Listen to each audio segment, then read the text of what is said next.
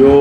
باب کے معنی میں ہوتی ہے جس کا ذکر فرمایا وہ کتاب الایمان ہے، اور حضرت سیدنا امام بخاری رحمۃ اللہ علیہ نے اس سے پہلے ایک باب قائم کیا ہے،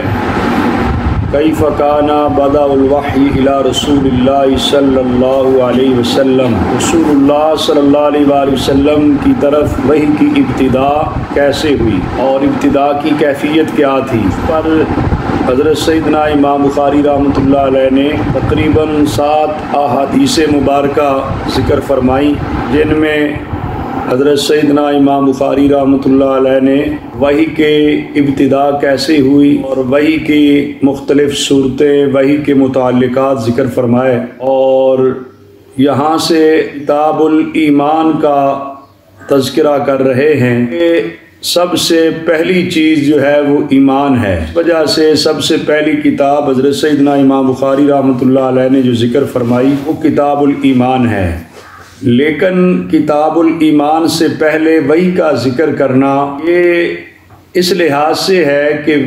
ایمان جو ہے یہ بھی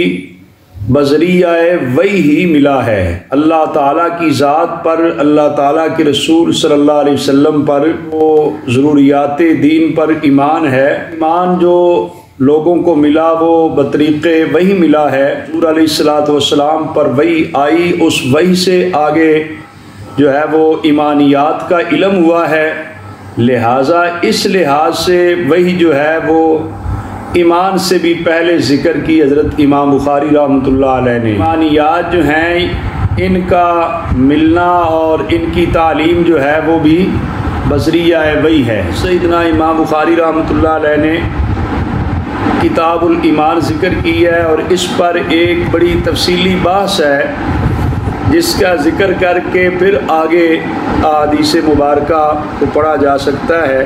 انسان جن چیزوں کا مکلف ہے شرعی طور پر وہ 2 ہی چیزیں ہیں، یا تو ان کا صدور دل سے ہوگا یا ان کا صدور دیگر اعضاء سے ہوگا۔ اگر ان چیزوں کا صدور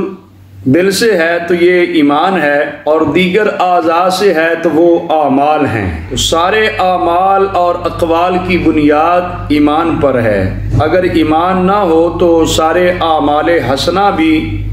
اچھے اعمال و اقوال بھی ضائع ہو جاتے ہیں۔ یہ 2 چیزیں ہیں بنیادی طور پر۔ یہاں پر چونکہ ایمان کی بحث کی ہے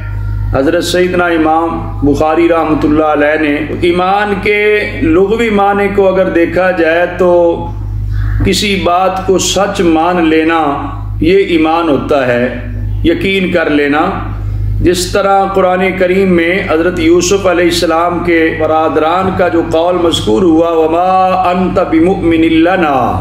آپ ہمارا یقین نہیں کریں گے، تو اصطلاح شریعت میں تمام ضروریات دین کو دل سے سچ ماننا اور زبان سے ان کی سچائی کا اقرار کرنا یہ ایمان کہلاتا ہے، اور یہ تصدیق کرنا اور اقرار کرنا تحقیقاً ہو خواہ تقلیداً ہو۔ تحقیقاً سے مراد یہ ہے کہ آدمی تحقیق کر کے ان چیزوں پر، ضروریات دین پر زبان سے دل سے ایمان لائے، یا تقلیداً ہو کہ جیسے بزرگوں نے ایمان لایا ایسے ہم بھی لے آئے، یہ ہوتا ہے تقلیداً۔ جیسے صحابہ کرام ایمان لائے ہم بھی ایمان لے آئے، تو یہ ایک لحاظ سے تقلیداً ہے کہ ہر بندہ تحقیق کر بھی نہیں سکتا ان چیزوں کی، اور ہر بندے کی پہنچ سے باہر ہے یہ چیزیں۔ تو یہ کہتے ہیں کہ تحقیقی طور پر ضروریات دین پر کوئی ایمان لے آئے وہ بھی مومن ہے، تقلیدی طور پہ لے آئے وہ بھی مومن ہے، کہ جیسے حضرت سیدنا داتا گنج بخش علی اجمیری رحمۃ اللہ علیہ ایمان لائے، حضرت سیدنا غوث اعظم شیخ عبد القادر جیلانی رحمہ اللہ ایمان لائے، یعنی جیسے یہ بزرگ ایمان لائے ہم بھی ایسے ایمان لے آئے۔ تو اب ایک ایک چیز کو تفصیل سے پڑھنا، سمجھنا، اس کی تحقیق کرنا ایمان لانے کے لیے یہ ضروری نہیں ہے۔ زبان سے اقرار ایمان کا جو کرنا ہے، اقرار باللسان جسے کہتے ہیں، اس کے بارے میں اہل علم کہتے ہیں کہ یہ ایمان کے لیے رکن ہے، بعض اہل علم کہتے ہیں کہ احکام شریعت کو جاری کرنے کے لیے یہ شرط ہے۔ ظاہر یہ جو ہے وہ ایک الگ الگ اقوال لگتے ہیں، لیکن دونوں کا محال تقریباً ایک ہی ہے، دونوں اقوال ہی درست ہوتے ہیں۔ تو تصدیق قلبی کسی حال میں ساقط نہیں ہوتی، البتہ اقرار باللسان جو ہوتا ہے بعض صورتوں میں معاف ہوتا ہے۔ ایمان کے لیے تصدیق قلبی جو ہے یہ ایک بنیادی چیز ہے، اور زبان سے جو اقرار کرنا ہوتا ہے یہ ایمان کے لیے رکن قرار پائے یا پھر شریعت کے احکام جاری کرنے کے لیے جو ہے وہ شرط قرار پائے، اس لیے کہ کوئی آدمی اگر زبان سے اقرار نہیں کر رہا تو ہمیں تو پتہ ہی نہیں چل رہا کہ یہ مومن ہے، کسی کی دل کے حالت اور کیفیت کو تو ہم نہیں جانتے۔ تو زبان سے اقرار کرے گا کہ میں کلمہ پڑھ لیا، میں مسلمان ہوں، تو پھر مسلمانی کے احکام اس پر لاگو ہوں گے۔ تو اس وجہ سے کہتے ہیں کہ تصدیق قلبی جو ہے یہ تو کسی حال میں مومن سے ساقط نہیں ہو سکتی کہ دل میں تصدیق نہ ہو۔ تصدیق تو ایک بنیادی چیز ہے، تصدیق قلبی ہی بلکہ ایمان ہے۔ البتہ اقرار باللسان جو ہے وہ شریعت کے احکام لاگو کرنے کے لیے، مسلمانی ظاہر کرنے کے لیے، مسلمانی کے احکام لاگو کرنے کے لیے شرط قرار پاتا ہے۔ تو یہ بعض صورتوں میں زبان سے اقرار جو ہے یہ ساقط بھی ہو جاتا ہے، جیسے حالت اقرا ہوتی ہے الا من اکرہ وقلب مطمئن، قرآن مجید میں بھی آیا ہے کہ جو اقرا ہوتا ہے مجبور کر دیا جاتا ہے۔ تو اقرا کی صورت میں اگر زبان سے ایمان کا اقرار نہ بھی کر رہا ہو پھر بھی وہ مومن ہی سمجھا جائے گا۔ یا ایسی حالت میں بندے کو ایمان نصیب ہوا کہ اقرار زبان سے کرنے کا اس کو وقت ہی نہیں مل سکا، تو کہتے ہیں مگر اس کے رکن ہونے پر کوئی اثر نہیں پڑتا، جیسے قرات ہے، قیام ہے، رکوع سجود ہے، نماز کے یہ ارکان ہیں، مگر جو بندہ ان ارکان کو نماز میں ادا کرنے سے عاجز ہے تو یہ ارکان جو ہے ساقط ہو جاتے ہیں۔ اصل ایمان جو ہے وہ تصدیق قلبی ہے، اصل ایمان تصدیق قلبی ہے، مگر دنیا میں مومن ہونے کا حکم لگانے کے لیے، دنیا میں مومن کا حکم لگانے کے لیے اقرار باللسان ضروری ہے اور کافی بھی ہے۔ اگر کوئی زبان سے تمام ضروریات کی تصدیق کرے تو اس کو مسلمان ہی کہیں گے، باطن کا حال اللہ عز و جل کے سپرد ہے۔ یہ اہل علم نے ایک لحاظ سے تحقیق کی ہے ایمان کی تعریف کے حوالے سے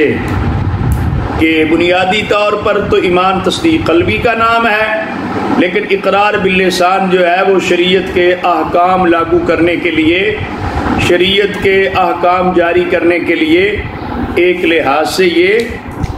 شرط قرار پاتا ہے۔ ایمان کے بارے میں بات چیت کر رہے تھے، چونکہ کتاب الایمان آج شروع کر رہے ہیں صحیح بخاری شریف سے، کہ ایمان گھٹتا بڑھتا ہے یا ایمان گھٹتا بڑھتا نہیں ہے، اور جو اعمال ہم کرتے ہیں اعمال ایمان کے جز ہیں یا ایمان کے جز نہیں ہیں۔ کہتے ہیں اس سلسلے میں بہت سارے اختلافات ہیں اہل علم کے ہاں۔ بنیادی اختلاف دو ایک طرح کا ہے کہ اعمال اور اقوال ایمان کے جز ہیں یا نہیں، ایمان گھٹتا بڑھتا ہے یا نہیں۔ حضرت امام مالک، حضرت امام شافعی، حضرت امام احمد اور جمہور محدثین رحمہم اللہ تعالی اعمال و اقوال کو ایمان کا جز مانتے ہیں، اور جو اعمال اور اقوال کو ایمان کا جز مانتے ہیں ان کے نزدیک پھر ایمان گھٹتا بھی ہے بڑھتا بھی ہے۔ ظاہر وہ اعمال اقوال جب کیے جائیں گے تو ان کے ہاں ایمان بڑھ جائے گا، اگر وہ نیک اعمال نہ کیے گئے تو ایمان ان کے نزدیک کم پڑ جائے گا۔ یہ ائمہ ثلاثہ اور جمہور محدثین کا موقف ہے، اور حضرت سیدنا امام اعظم ابو حنیفہ رحمہ اللہ اور جمہور متکلمین محققین محدثین علیہ الرحمہ جو ہیں وہ کہتے ہیں کہ اعمال و اقوال جو ہیں یہ ایمان کا جز نہیں ہیں، اور اسی کی فرح ایمان کے گھٹنے بٹنے کا بھی چونکہ مسئلہ ہے، فریق اول کے نزدیک اعمال و اقوال کی زیادتی سے ایمان بڑھتا ہے اور کمی سے گھٹتا ہے، یعنی ائمہ ثلاثہ کے ہاں۔ اور امام اعظم ابو حنیفہ رضی اللہ تعالیٰ عنہ کے نزدیک جو ہے ایمان نہ گھٹتا ہے نہ بڑھتا ہے، اور صحیح راجح ہے یہی ہے کہ اعمال و اقوال ایمان کے جز نہیں ہیں، اور ایمان نہ گھٹتا ہے نہ بڑھتا ہے، یہ ہی صحیح ہے۔ امام اعظم ابو حنیفہ رضی اللہ تعالیٰ عنہ کی رائے یہ ہے۔ صحیح بخاری شریف کتاب میں جو دلائل ہیں وہ تو ہم تقریباً 1 مہینہ پڑھتے رہیں گے، جو ائمہ ثلاثہ کا بھی موقف ہے اور حضرت سیدنا امام بخاری رحمۃ اللہ علیہ کا بھی موقف ہے کہ وہ ثابت کریں گے کہ اقوال اور اعمال جو ہے ایمان کا جز ہے، اور وہ یہ ثابت کریں گے کہ اچھے اعمال اور اقوال سے ایمان بڑھتا ہے، اور پھر اچھے اعمال و اقوال نہ کرنے سے ایمان گھٹ جاتا ہے۔ لیکن حضرت سیدنا امام اعظم ابو حنیفہ رضی اللہ تعالیٰ عنہ کا جو موقف ہے وہ آج ہی ہم جو ہے وہ مختصر سے دلائل دے کر مکمل کر لیتے ہیں کہ ان کے نزدیک چونکہ اعمال جو ہیں وہ ایمان کا جز نہیں ہے تو ایمان نہ گھٹتا ہے نہ بڑھتا ہے۔ یہ کہتے ہیں ایمان ایک تصدیق قلبی کا نام ہے، اور اس تصدیق کے اندر جو ہے وہ کمی بیشی نہیں ہے۔ اس پر دلائل دیتے ہوئے حضرت امام اعظم ابو حنیفہ رضی اللہ تعالی عنہ کے طرف سے جو اہل علم نے دلائل دیے ہیں، وہ کہتے ہیں کہ تحقیق سے یہ بات ثابت ہے کہ دونوں فریقوں کا اس بات پر اتفاق ہے کہ فرائض و واجبات کا ترک کرنے والا یا گناہوں کا ارتکاب کرنے والا شخص کافر نہیں ہوتا۔ جو آدمی فرائض نہیں پڑھ سکتا، واجبات ادا نہیں کر سکتا، وہ بھی کافر نہیں ہوتا، اور جو گناہ کر لیتا ہے وہ بھی کافر نہیں ہوتا۔ اس پر امام اعظم ابو حنیفہ رضی اللہ تعالی عنہ بھی اور پھر دیگر جو ائمہ ثلاثہ ہیں ان کی طرف سے بھی یہ بات ایک مسلم ہے۔ تو کہتے ہیں کہ جو فرائض و واجبات کا ترک کرنے والا ہے یا گناہوں کا ارتکاب کرنے والا ہے وہ کافر نہیں ہوتا، مومن ہی رہتا ہے۔ تو اس سے تو پھر یہ پتہ چلے گا کہ اعمال و اقوال جو ہیں وہ ایمان کا جز قرار نہیں پاتے۔ اسی طرح اس بات پر وہ قرآن کریم کی متعدد آیتیں پیش کرتے ہیں جو امام اعظم ابو حنیفہ رضی اللہ تعالیٰ عنہ کی دلیل کے طور پر۔ ایک بات تو یہ کہتے ہیں کہ ایمان کا محل جو ہے وہ قلب ہے، دل ہے، یہ ظاہری اعمال کرنا یہ ایمان کا محل نہیں ہے۔ قرآن مجید میں آتا ہے اولئک کتب فی قلوبہم الایمان، کہ ان کے دلوں میں اللہ تعالیٰ نے ایمان کو منقش فرما دیا ہے، دلوں میں ایمان کو منقش کر دیا۔ اس سے پتہ چلتا ہے کہ ایمان کا محل جو ہے وہ دل ہے۔ اسی طرح ہی قرآن مجید میں آتا ہے من الذین قالوا آمنا بافواہہم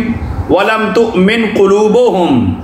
کچھ لوگ ایسے بھی ہیں جو کہتے ہیں ہم ایمان لائے مگر ان کے دل نے ایمان قبول نہیں کیا۔ اب دل نے ایمان قبول نہیں کیا، اوپر سے کہہ دیتے ہیں کہ ہم ایمان لائے، جو منافقین کا حال ہے۔ تو اس سے بھی پتہ چلتا ہے کہ ایمان کا محل جو ہے وہ دل ہے، دل کا کام ہے تصدیق نہ کہ عمل کرنا۔ تو ثابت یہ ہوا کہ ایمان جو ہے وہ تصدیق کا نام ہے، اعمال اور اقوال جو ہے ایمان کا جز نہیں ہیں۔ اور ایک دلیل امام اعظم ابو حنیفہ رضی اللہ تعالیٰ عنہ اور ان کے پیروکار کی طرف سے یہ بھی آتی ہے کہ قرآن مجید میں جہاں بھی ایمان اور عمل صالح کا ذکر ہے، درمیان میں واو عاطفہ آتی ہے۔ واو عاطفہ جو ہوتی ہے وہ مغایرت کے لیے ہوتی ہے کہ واو سے پہلے اور چیز ہے، واو کے بعد اور چیز ہے۔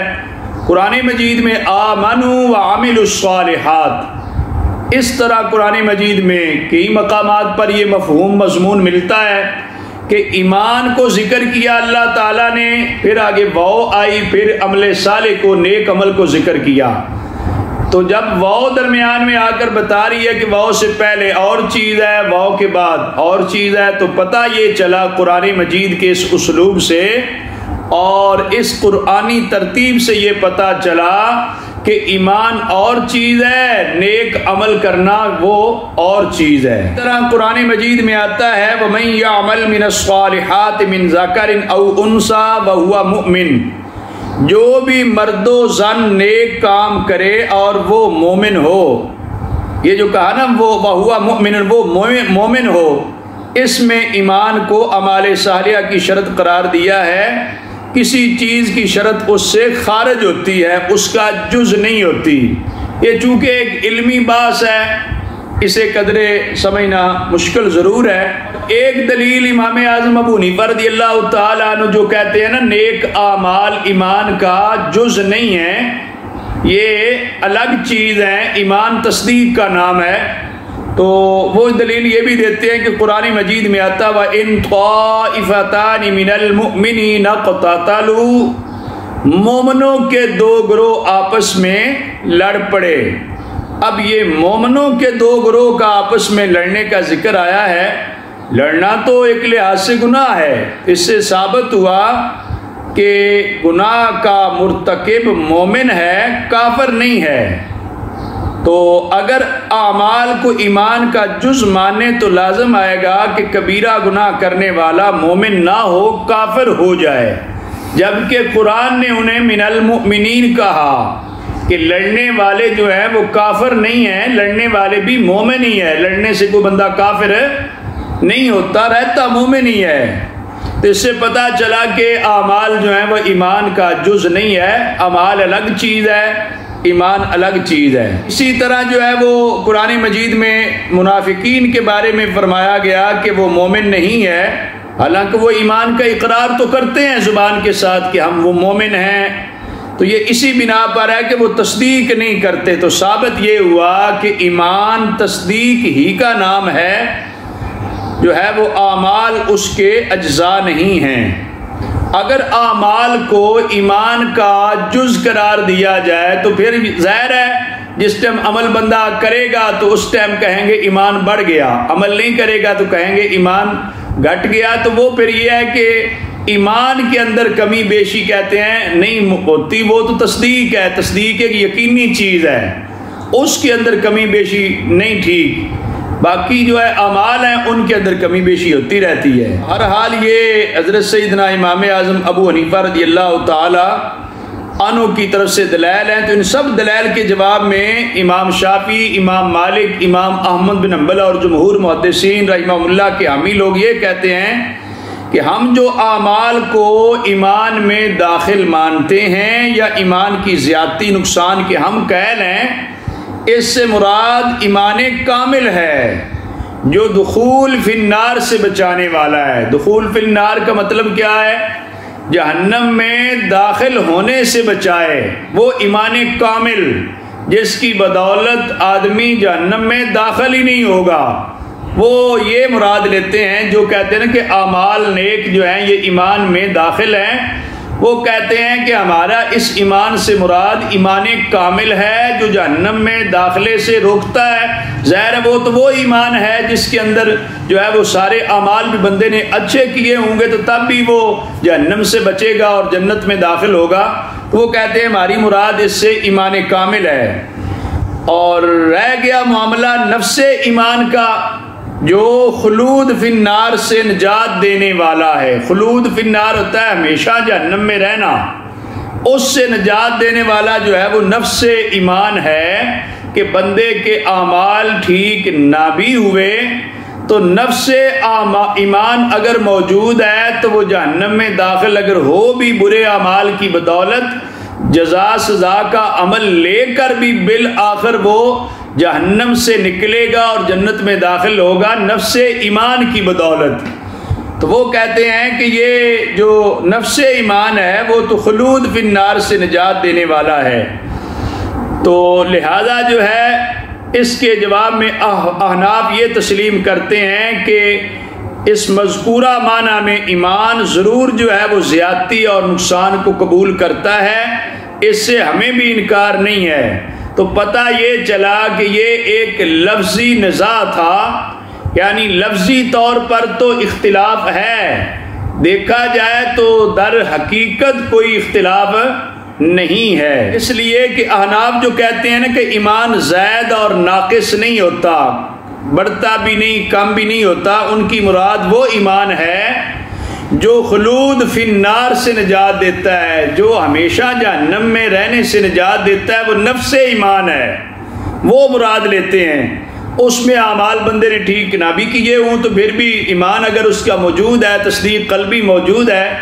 ایمان اس کا برقرار ہے، تو وہ ہمیشہ جہنم میں نہیں رہے گا۔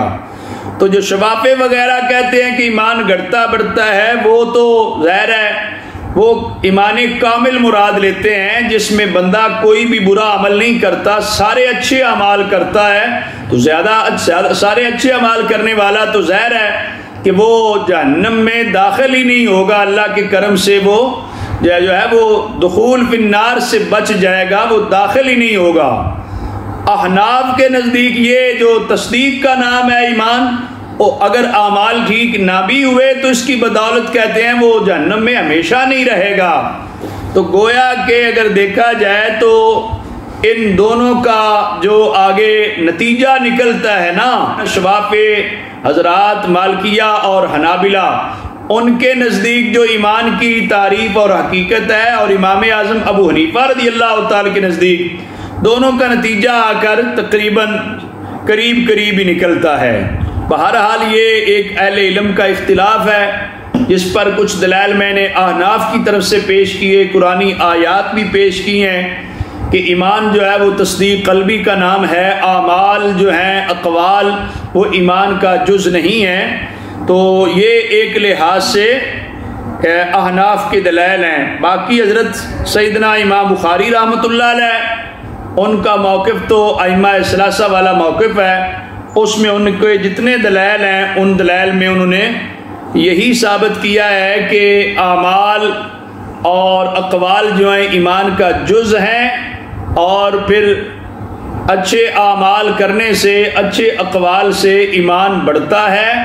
برے اعمال اور برے اقوال سے ایمان کم پڑ جاتا ہے۔ تو احناف ان دلائل کے جواب میں بھی کہیں گے جو آگے ہم صحیح بخاری شریف میں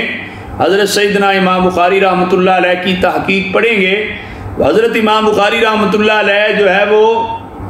جتنی احادیث مبارکہ بھی کتاب الایمان میں ذکر کریں گے، یا اقوال صحابہ ذکر کریں گے، اقوال تابعین ذکر کریں گے، ان سب میں ان کا مدعا یہی ہوگا کہ ایمان جو ہے وہ اس کے اندر کمی بیشی بھی ہوتی ہے، اور اعمال جو ہیں وہ اقوال جو ہیں یہ ایمان کا جز ہیں۔ تو وہ جب کمی بیشی کی بات ہوگی تو اس میں احناف کی طرف سے یہ جواب ہوگا کہ نفس ایمان میں کمی بیشی نہیں ہوتی، بلکہ ایمان کے حسن میں، ایمان کے کمال میں، ایمان کے نور میں کمی بیشی ہوتی ہے۔ اچھے اعمال کرنے والے کے بارے کہا جائے گا کہ اس کے ایمان کے کمال میں اضافہ ہو گیا، اور برے اعمال کرنے والے کے لیے کہا جائے گا کہ اس کا ایمان کا کمال کم پڑ گیا، ایمان کا نور جاتا رہا، ایمان کی تر و تازگی ختم ہو گئی، برے اعمال کی وجہ سے ایمان کی رونق ختم ہو گئی۔ اس طرح کے الفاظ جو ہیں وہ احناف کی طرف سے کہے جاتے ہیں۔ تو جیسے میں نے عرض کیا کہ ایک لحاظ سے تھوڑا سا فرق ہے، اور وہ بھی اتنا زیادہ فرق نہیں ہے، ایک جیت میں جا کر دونوں برابر بھی ہو جاتے ہیں، لیکن دلائل جو ہیں وہ بڑی تفصیل کے ساتھ حضرت سیدنا امام بخاری صاحب رحمۃ اللہ علیہ نے ذکر کیے ہیں۔ تو لہٰذا جو ہے ان دلائل کو آپ کچھ پڑھ لیں، تاکہ جو ہے وہ حضرت سیدنا امام بخاری رحمۃ اللہ علیہ کے موقف کی تائید میں جو دلائل ہیں ان کو آپ پڑھ لیں کتاب سے۔ تو یہ تقریباً میں نے عرض کیا یہ کتاب الایمان بڑی تفصیلی ہے، شاید اس پہ مہینہ لگ جائے۔ تو اس میں جتنے دلائل بھی آئیں گے وہ آئیں گے اس بات پر ہی، جو امام بخاری صاحب رحمۃ اللہ علیہ کا موقف ہے وہ ائمہ ثلاثہ کے موقف کی تائید میں ہے۔ تو وہ سارے دلائل یہی لائیں گے کہ دیکھیں اس حدیث پاک میں فلاں نیک عمل ہے وہ ایمان کا جز بنا ہے، اس سے ایمان بڑھ گیا ہے، تو فلاں حدیث میں ایسا برا عمل ہے کوئی جس کا تذکرہ ہے اس سے ایمان کم پڑ گیا ہے، وہ گویا کہ ایمان کا جز ہے۔ تو ہمارے نزدیک یہ ہوگا کہ ایمان، نفس ایمان جو ہے وہ تو تصدیق کا نام ہے، اس کے اندر کمی بیشی نہیں ہوتی۔ ہاں یہ ہو سکتا ہے کہ ایمان کے کمال میں فرق پڑ جائے، ایمان کی رونق میں کمی بیشی ہو جائے، تر و تازگی میں کمی بیشی ہو جائے، یہ ایمان کا نور جو ہے وہ بڑھ سکتا ہے نیک اعمال کرنے سے، اور برے اعمال کرنے سے نور ماند پڑ سکتا ہے، ہم یہ جواب دیں گے اس کا۔ یعنی نفس ایمان کے بارے میں ہم نہیں کہیں گے کمی بیشی ہوئی، بلکہ ہم کہیں گے کہ ایمان کے کمال میں جو ہے کمی بیشی ہو گئی ہے، اس لحاظ سے جا کر وہ بات ایک جیسی ہو جائے گی۔ تو حضرت امام بخاری رحمۃ اللہ علیہ نے یہاں پر شروع میں جو باب قائم کیا، باب قول النبی صلی اللہ علیہ وسلم بنی الاسلام علی خمس، کہ نبی پاک صلی اللہ علیہ وآلہ وسلم کی ایک حدیث شریف ہے کہ اسلام کی بنیاد 5 چیزوں پر ہے، جس حدیث شریف میں ارکان خمسہ جو ہے وہ اسلام کے بیان کیے گئے۔ آگے وہ حدیث پاک انشاءاللہ تعالی جو ہے وہ پڑھ بھی لیں گے، چونکہ یہاں پر امام بخاری صاحب رحمۃ اللہ علیہ نے قرآنی آیات اپنے موقع پر پیش کی ہیں، اور پھر اس کے ساتھ جو ہے وہ کچھ اقوال پیش کیے ہیں بزرگان دین کے، صحابہ کرام کے، تابعین کے۔ اس کے بعد جا کر جو پہلی حدیث پاک بیان کریں گے حضرت سیدنا عبداللہ بن عمر رضی اللہ عنہما سے، وہ یہ حدیث پاک ہے کہ رسول اللہ صلی اللہ علیہ وسلم نے فرمایا بنی الاسلام علی خمس۔ تو یہ ترجمہ الباب کے اندر حدیث پاک کا ایک جز ذکر کر دیا، آگے جب حدیث بیان کریں گے تو اس میں وہ تفصیلی حدیث پاک ذکر کر دیں گے۔ اس میں امام بخاری صاحب رحمۃ اللہ علیہ بتانا یہ چاہتے ہیں کہ اسلام کی بنیاد 5 چیزوں پر ہے، جو ان کا موقف ہے نا کہ اعمال جو ہیں وہ ایمان کے لیے جز بنتے ہیں، تو وہ کہتے ہیں دیکھ لو یہ تو 5 ارکان ذکر ہیں، لہذا ایمان کے جو ہیں وہ اجزاء ہیں۔ اور آگے فرماتے ہیں وَهُوَ قَوْلٌ وَفِعْلٌ، ایمان کیا ہے؟ قول ہے اور فعل ہے۔ اقوال اور افعال جو ہیں ان کو یہ ایمان کا جز مانتے ہیں، حصہ مانتے ہیں، اس لحاظ سے وہ کہتے ہیں کہ ایمان جو ہے وہ قول ہے اور فعل ہے، اور وَيَزِيدُ وَيَنْقُصُ، یہ بڑھتا بھی ہے یہ کم بھی ہوتا ہے۔ تو ہمارے نزدیک چونکہ اقوال اور افعال جو ہیں وہ ایمان کا جز نہیں ہیں، اور ان کی بدولت جو ہے ایمان بڑھتا یا کم نہیں ہوتا، بلکہ جو ہے یہ ایمان کی رونق میں کمی بیشی ہو جاتی ہے۔ تو یہ حضرت امام بخاری صاحب رحمۃ اللہ علیہ مجتہد ہیں، ان کی شان مجتہدانہ بھی اس باب سے کتاب الایمان سے واضح ہوتی ہے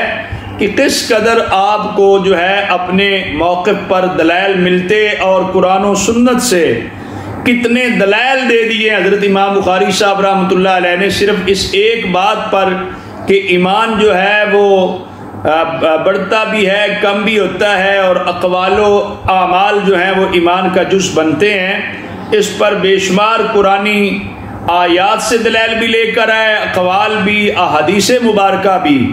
اس سے حضرت سیدنا امام بخاری رحمۃ اللہ علیہ کی شان مجتہدانہ ظاہر ہوتی ہے۔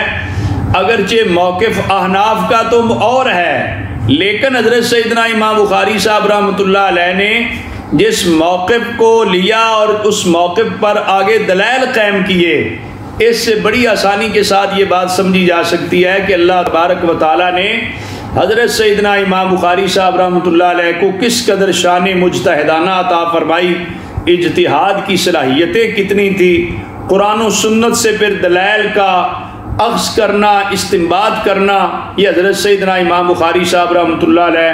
کے لیے اللہ تعالیٰ نے کتنا آسان فرمایا۔ تو قرآن مجید کی آیت ذکر فرمائی ہے، یہاں پر 8 قرآنی آیات پیش کی ہیں حضرت سیدنا امام بخاری صاحب رحمۃ اللہ علیہ نے۔ آپ کتاب دیکھ رہے ہیں تو اس میں اللہ تبارک و تعالیٰ کا فرمان لِيَزْدَادُوا إِيمَانًا مَعَ إِيمَانِهِمْ، ایک یہ آیت لے کر آئے، اس میں لِيَزْدَادُوا ہے، ایمان کے بڑھنے کا ہے، کہ ان کے ایمان کے ساتھ ایمان ان لوگوں کا بڑھ جاتا ہے۔ اور قرآن مجید میں ہے وَزِدْنَاهُمْ هُدًى، ہم نے ان کو اضافہ کیا، کس میں؟ ہدایت میں، یعنی ہدایت بھی ایمان ہے تو ایمان میں اضافے کی بات ملتی ہے۔ تیسری قرآنی آیت وَيَزِيدُ اللَّهُ الَّذِينَ اهْتَدَوْا هُدًى، اللہ تعالی ان لوگوں کے لیے ہدایت میں اضافہ فرماتا ہے جو ہدایت حاصل کرتے ہیں۔ فرمایا والذین اہتدوا زادہم ہدا وآتاہم تقواہم، وہ لوگ جو ہدایت والے ہیں ان کی ہدایت میں اللہ تعالیٰ نے اضافہ فرمایا اور اللہ تعالیٰ نے انہیں تقوی عطا فرمایا۔ اور 5ویں آیت ہے وَيَزْدَادَ الَّذِينَ آمَنُوا ایمَانًا، وہ لوگ جو ایمان لائے ان کا ایمان بڑھ گیا۔ اور اللہ عز و جل کا ارشاد گرامی اَيُّكُمْ زَادَتْهُ هَٰذِهِ ایمَانًا فَأَمَّا الَّذِينَ آمَنُوا فَزَادَتْهُمْ ایمَانًا، کہ تم میں سے کون ہیں جنہیں اس چیز نے ان کے ایمان میں اضافہ کر دیا، پس وہ لوگ جو ایمان لائے پس ان کے ایمان میں اضافہ ہوا۔ اور ایسی ہی قرآنی آیت ہے فَخْشَوْهُمْ فَزَادَهُمْ ایمَانًا، اللہ تعالیٰ نے ان کے ایمان میں اضافہ فرما دیا۔ اور یہ بھی ارشاد گرامی وَمَا زَادَهُمْ إِلَّا إِيمَانًا وَتَسْلِيمًا، اللہ تبارک و تعالیٰ نے فرمایا کہ ان کے ایمان و تسلیم میں اضافہ ہو گیا۔ تو یہ بہرحال یہاں پر 8 قرآنی آیات میں زیادتی ایمان کا ذکر ہے۔ حضرت سیدنا امام بخاری صاحب رحمۃ اللہ علیہ ایمان کی زیادتی اور کمی کے آپ قائل ہیں کہ کچھ چیزوں سے ایمان میں اضافہ ہوتا ہے، کچھ چیزوں سے ایمان جو ہے وہ کم پڑ جاتا ہے۔ تو یہ قرآنی آیات آپ نے پیش کی، آگے اقوال پیش کیے، پھر آگے جا کر احادیث مبارکہ اپنی سند کے ساتھ بیان کریں گے۔ جو اقوال پیش کیے ان میں ایک قول یہ ذکر کیا الحب فی اللہ والبغض فی اللہ من الایمان، یہ دلیل بنائی کہ اللہ کی رضا کے لیے محبت، اللہ کی رضا کے لیے بغض رکھنا یہ ایمان ہے۔ وہ کہتے ہیں دیکھو حب فی اللہ ہے، بغض فی اللہ ہے تو یہ ایمان ہے، اگر کسی میں حب فی اللہ نہیں ہوگی، بغض فی اللہ نہیں ہوگا تو ایمان میں کمی آ جائے گی۔ تو یہ الحب فی اللہ والبغض فی اللہ جو ہے یہ ایمان میں اضافے کا سبب ہے۔ اس سے یہ بھی ہمیں پتہ چلتا ہے، اگرچہ اس پہ آگے حدیث پاک بھی جو ہے وہ تفصیلی طور پہ آئے گی کہ جو اللہ تعالیٰ کی رضا ہے وہ ہی سب سے بڑی چیز ہے۔ محبت بھی کسی سے اللہ کی رضا کے لیے ہو تو تب قابل قبول ہے، اور وہ بغض جو اللہ تعالیٰ کی رضا کے لیے ہو وہ بغض بھی اللہ کی بارگاہ میں قابل قبول ہے۔ وہ عداوت اور دشمنی جو اللہ کی رضا کے لیے کی جائے وہ قابل قبول ہے۔ تو ہمارے لیے بھی اخلاق کا معیار جو ہے رضائے الہی ہے۔ اگر اعمال کے اندر رضائے الہی اور اللہ کی خوشنودی کار فرما ہے تو وہ ہمارے اعمال رب تعالیٰ کی بارگاہ میں شرف قبولیت پائیں گے۔ وہ بے شک کسی کے ساتھ محبت کا معاملہ ہے، وہ اگر اللہ کی رضا سمجھ کر کہ اللہ کے انبیاء کرام ہیں، نبی پاک صلی اللہ علیہ وسلم امام الانبیاء ہیں، صحابہ کرام اہل بیت طہار ہیں، بزرگان دین ہیں، اولیاء کرام ہیں، والدین ہیں، اساتذہ کرام، مشائخ، تمام مسلمان ہیں، ان سب سے محبت اللہ کا حکم سمجھ کے اللہ کی رضا کے لیے کی جائے تو اس میں ایمان میں برکت پڑتی ہے اور ایمان کی تر و تازگی اور رونق میں اضافہ ہو جاتا ہے۔ اسی طرح جو ہے جو لوگ اللہ تعالیٰ اور اللہ کے رسول صلی اللہ علیہ وسلم سے کے دشمن ہیں ان کے ساتھ جو ہے وہ آدمی جو ہے وہ عداوت کرے، اس بنیاد پر نہیں، اپنے نفس کی بنیاد پر نہیں، اس لیے کہ یہ اللہ تعالیٰ کے دشمن ہیں، اللہ تعالیٰ ان کے ساتھ محبت کرنے سے منع کرتا ہے، ان سے عداوت کرنی ہے۔ تو یہ اللہ تعالیٰ کی رضا کے لیے جو عداوت ہوگی وہ اللہ کی بارگاہ میں قابل قبول ہوگی۔ اور یہاں پر جو ہے وہ ایک قول ذکر کیا، اور میرے خیال میں چونکہ آج قدر کلاس تاخیر سے شروع ہوئی ہے تو دوسری کلاس کا بھی ٹائم آپ کا ہو گیا ہوگا، تو یہاں پر ہی آج اکتفا کرتے ہیں۔ کل یہ اقوال جو آگے پڑھیں گے نا، آج قرآنی آیات پڑھ لی ہیں اور کچھ آپ کو اس کی جو تمہید تھی وہ اس میں باتیں آج زیادہ ہو گئی ہیں، تو یہ اقوال پڑھ کے پھر آگے حدیث مبارکہ اگلے سبق میں انشاءاللہ تعالیٰ پڑھیں گے۔ اللہ تبارک و تعالیٰ میرا پڑھنا اور پڑھانا جو ہے، آپ لوگوں کا پڑھنا پڑھانا اپنی بارگاہ میں شرف قبولیت فرمائے۔